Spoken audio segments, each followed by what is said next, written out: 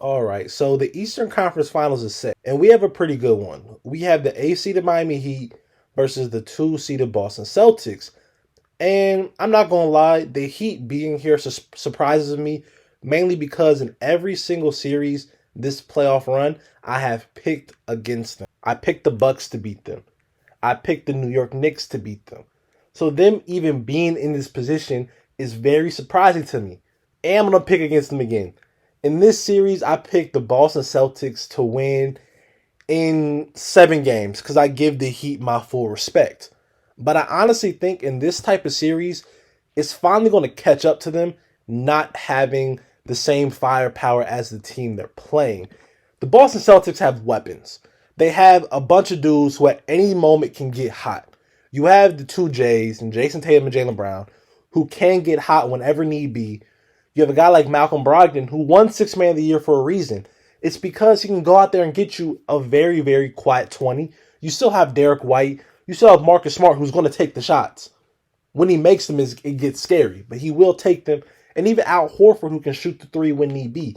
They have the type of snipers, and not only snipers, scorers, to make it really hard on the Heat and to make it hard for the Heat to match. Because if we're being honest, Jimmy Butler last series was normal Jimmy Butler. He only averaged, I think, 25, 7, and 6. And against the Bucks, he averaged 37. And I'm not saying that that's bad because it's not. 25, 7, and 6 in the playoffs is real good basketball, but not on the level that they need from Jimmy. You're going to need Jimmy to play like the second coming of Kobe, basically. That's what you're going to need him to do.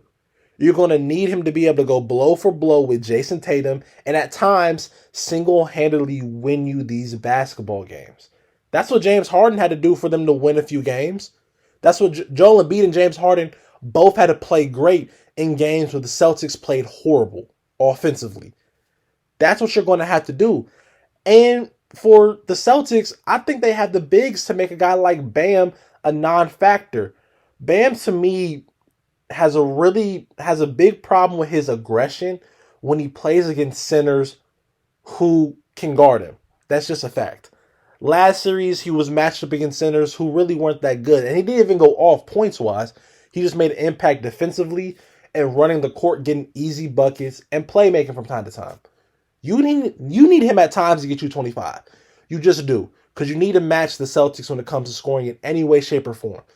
Problem is, the Celtics have two bigs that just locked up Joel Embiid.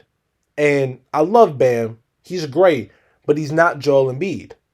I mean, Al Horford by himself made Joel Embiid's night a nightmare.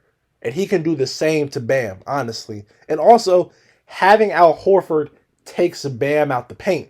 Because Al Horford can shoot. Al Horford, like he said, he is a sniper. Just a part of it when you're an elite shooter. You know, you're gonna get him up. You're laughing. You don't think I'm an elite shooter? He got it. So you can't have Bam roam, or you can't play Bam just in the paint because you're going to need him to help out on Al Horford. Or if not, Al Horford has the potential to hit 5 threes. That's just what he can do. Now, good news for the Miami Heat is since the Miami Heat play with a lot of shooters and they have a lot of dudes who can hit those corner threes, the Celtics will not be able to play, in my opinion, they won't be able to play Robert Williams as many minutes as they did against the 76ers because they normally play Robert Williams on some non-shooter or PJ Tucker and just let him roam, let him be a safety, let him clean everything up. Against the Heat, I don't know if the Celtics will be able to do that as much as they want to, given while I said the Heat didn't have the firepower, they do have shooters who can go off at a moment's notice. They really do. Now, I just trust the shooters of the Celtics to go off even more than I trust the Miami Heat. Now, the Heat do have advantages in this series. I'm not going to pretend like this is going to be the Celtics running away with it. The Celtics are a very streaky team, extremely. When the Celtics are on, they're on. But when they're off, and it looks bad. These stretches can last for a quarter to a half to even a full game. And this especially goes for their best player. Like we seen Jason Tatum last series. He can go off for 50, but this also can be a game where he starts the game off 0 of 10.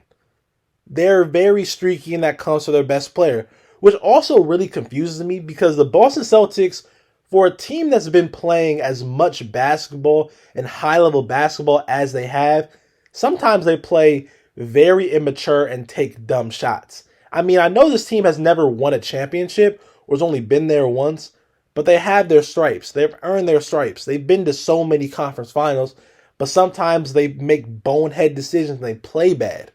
And the Heat don't do that. The Heat play smart. Everybody knows their roles. That's a big advantage that the Heat have.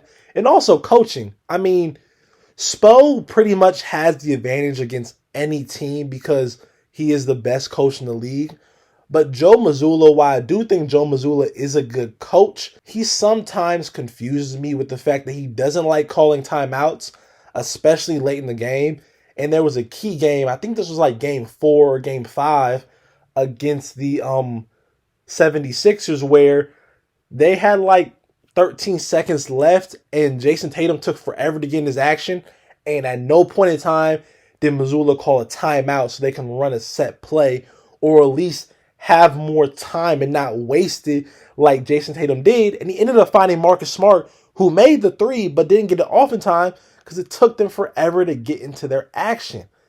Spo will call timeouts. And also, Spo is great at making adjustments, whether it's game to game or on the fly. And I think those type of adjustments, compared to Joe Mazzulla not really doing many in-game adjustments to my knowledge, it doesn't look like that to me, will hurt the Celtics tremendously. The Heat's ability to change everything they're doing on the fly is crazy. Like, it's dangerous. It's what makes them so dangerous. And also, they have tons of familiarity. These teams have played in the conference finals 3 out of the past 4 seasons.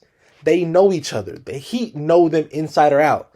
Inside and out. Same thing can be said for the Boston Celtics, but I trust the Heat more with that because it's Eric Spoelstra versus Joe Mazzulla. Not that Mazzulla is a bad coach, but Eric Spoelstra has seen more and he's been the head coach this entire time. I trust that man with my life. Eric Spoelstra could take me and my 5 friends and get us to the second round of the NBA playoffs. I'm not even trying to be funny at this point. That's just what he does. He gets them ready. But at the end of the day, I think that the Celtics have too much. And the Celtics will win this Eastern Conference Finals rematch of last season and go back to the finals, where, in my opinion, they will play the Denver Nuggets, which will be a very, very interesting series. So yeah, that's my little prediction. Please leave in the comments below who you think will win, if you agree with me, if you disagree with me, and just give me your overall thoughts. I'd love to hear it. Thank y'all for the support. Please like, comment, and subscribe. Tell a friend to tell a friend. I'm going to talk to y'all later. Peace.